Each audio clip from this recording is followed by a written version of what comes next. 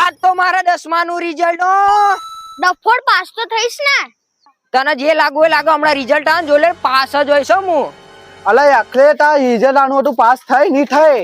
અમાર લોકોને જે વિચારવું વિચારલો હમણાં રિઝલ્ટ આવે એટલી વાર છે જો પાસ થઈને દેખાડું ને માર નામ ઉમંગ ને બરાબર. બેટા આજે તા રિઝલ્ટ આનું હતું.